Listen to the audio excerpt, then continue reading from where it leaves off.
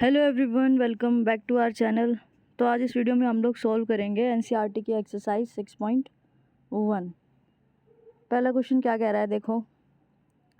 Fill in the blanks using the correct word given in the brackets. नीचे कुछ fill-ups दे रखे हैं और ब्रैकेट में कुछ वर्ड दे रखे हैं। इन वर्ड को यूज़ करके हमें इन फिलअप्स को फिल करना है।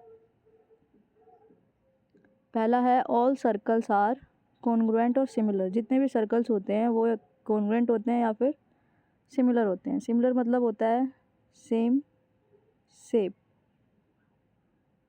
But need not be have same size. और कॉन्ग्रुएंट मतलब होता है same shape and same size. Congruent में सेम शेप और साइज बिल्कुल सेम होनी चाहिए, लेकिन सिमिलर में सेम शेप होनी चाहिए, साइज में भी डिफरेंट। तो जितने भी सर्कल्स होते हैं वो सिमिलर होते हैं या फिर कॉन्ग्रुएंट होते हैं। मान लो ये कोई भी दो सर्कल्स हैं, एक की रेडियस है 1 और एक की रेडियस है 2 सेंटीमीटर। इनकी शेप तो बिल्कुल सेम ही है ना, शेप एग्जैक्टली सेम है, लेकिन इनका साइज़ डिफरेंट है। तो ये कॉन्ग्रुएंट तो होंगे नहीं, तो क्या होंगे, सिमिलर होंगे। ऐसे ही जितने भी स्क्वायर्स होते हैं वो कॉन्ग्रुएंट होते हैं, सिमिलर होते हैं। कोई भी दो स्क्वायर्स ले लिए, ये है 2 सेंटीमीटर की साइड का स्क्वायर और ये है 3 सेंटीमीटर साइड का स्क्वायर। इसका हर एक एंगल 90 डिग्री का है, इसका भी हर एक एंगल 90 डिग्री का है। इन दोनों की जो शेप है वो बिल्कुल सेम है, लेकिन इनका साइज़ डिफरेंट है। Shape is same but size is different. So these two are not congruent, क्योंकि इनका साइज़ अलग अलग है। So they are similar. इसमें भी सिमिलर आएगा, इसमें भी सिमिलर आएगा। ऐसे लिख देती हूँ, बाकी तुम भर लेना। नाउ थर्ड क्वेश्चन क्या कह रहा है, all dash triangles are similar isosceles या equilateral. All equilateral triangle similar होते हैं या ऑल आइसोस्केल्स ट्राइंगल सिमिलर होते हैं। इसका आंसर आएगा ऑल इक्विलेटरल ट्राइंगल सिमिलर होते हैं। क्यों? ये दो कोई भी इक्विलेटरल ट्राइंगल है, इसके तीनों एंगल 60 डिग्री के होंगे, इसके तीनों एंगल भी 60 डिग्री के ही होंगे। अगर इसकी एक साइड 1 सेंटीमीटर की है तो इसकी तीनों साइड 1 सेंटीमीटर की हो जाएगी, और इसकी अगर एक साइड 2 सेंटीमीटर की है तो इसकी तीनों साइड 2 सेंटीमीटर की हो जाएगी। तो दोनों की शेप बिल्कुल सेम है, बस साइज़ अलग है। शेप सेम है, साइज़ डिफरेंट है, तो ये कॉन्ग्रुएंट सिमिलर होंगे। So all equilateral triangle are similar. अब ऑल आइसोस्केल्स ट्राइंगल सिमिलर क्यों नहीं होते? देखो, कोई भी दो ट्राइंगल ले लो तुम जो इक्विलेटरल हो। एक ट्राइंगल ले लिया और एक ट्राइंगल ले लिया, ये दोनों बराबर है, इसमें ये दोनों बराबर है, दोनों आइसोस्केल्स ट्राइंगल है। क्या इन दोनों की शेप सेम है? इन दोनों की शेप भी डिफरेंट है, इन दोनों का साइज़ भी डिफरेंट है। साइज़ भी सेम नहीं है, शेप भी सेम नहीं है। तो हर एक आइसोस्केल्स ट्राइंगल सिमिलर हो ज़रूरी नहीं होता, लेकिन हर एक इक्विलेटरल ट्राइंगल सिमिलर ज़रूर होगा। अब देखो फोर्थ कह रहा है, two polygons of the same number of sides are similar if their corresponding angle dash and their corresponding sides are dash equal proportional. कोई भी दो पॉलीगन है सेम साइड के, कोई भी दो पॉलीगन है जिसमें नंबर ऑफ साइड सेम है, उन्हें हम सिमिलर कब कहेंगे? अगर उनके कॉरस्पॉन्डिंग एंगल्स इक्वल हैं and their corresponding sides are proportional. Proportionals mean same ratio में है।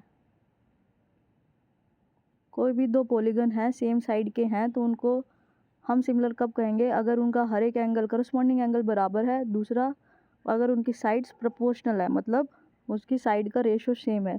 जैसे एग्जांपल इसी को ले लो, इक्विलेटरल ट्रायंगल। पॉलीगन होता क्या है? पॉलीगन पता तो है ना, क्लोज फिगर मोर देन और इक्वल्स टू 3 साइड। कोई भी क्लोज फिगर जिसमें 3 या 3 से ज़्यादा साइड होती है उसे हम पॉलीगन कहते हैं। जैसे ये ट्राइंगल है, ये 3 साइड्स का पॉलीगन है, तो इसके कॉरस्पॉन्डिंग एंगल्स, ये एंगल 60 का है, ये एंगल 60 का है, बराबर है। ये एंगल 60 का है, ये एंगल 60 का है, बराबर है। ये एंगल 60 का है, ये एंगल 60 का है, बराबर। कॉरस्पॉन्डिंग एंगल बराबर है और साइड प्रोपोर्शनल है या नहीं, तो इसके कॉरस्पॉन्डिंग कौन सी साइड होगी? ये वाली।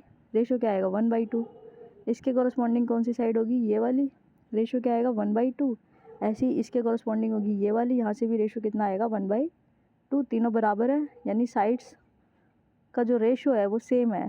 सो कॉरस्पॉन्डिंग साइड्स आर प्रोपोर्शनल। इसका मतलब ये दोनों पॉलीगन सिमिलर है, तो हम यहाँ पे क्या भरेंगे, उसके कॉरस्पॉन्डिंग एंगल्स तो इक्वल होने चाहिए और कॉरस्पॉन्डिंग साइड्स प्रोपोर्शनल होनी चाहिए। ठीक है, अब देखो क्वेश्चन नंबर 2। क्वेश्चन नंबर 2 क्या कह रहा है, give 2 different example of pairs.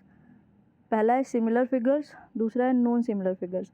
हमें 2 डिफरेंट एग्जाम्पल ऑफ पेयर बनाने हैं, सिमिलर फिगर के लिए, दूसरा नॉन सिमिलर फिगर के लिए। सिमिलर फिगर के लिए तो हम ऑलरेडी कर चुके हैं ना, जैसे एक ले लिया पेयर ऑफ सर्कल्स,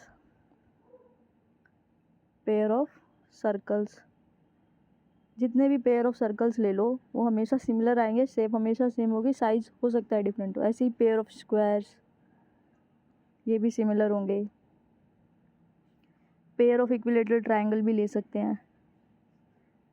अब देखो नॉन सिमिलर फिगर का एग्जांपल। नॉन सिमिलर फिगर, ये एक स्क्वायर है जिसकी साइड है 4 सेंटीमीटर और एक रेक्टेंगल है जिसकी लेंथ है 5 सेंटीमीटर, ब्रेथ है 4 सेंटीमीटर। चेक करो कि ये दोनों सिमिलर है या नहीं है।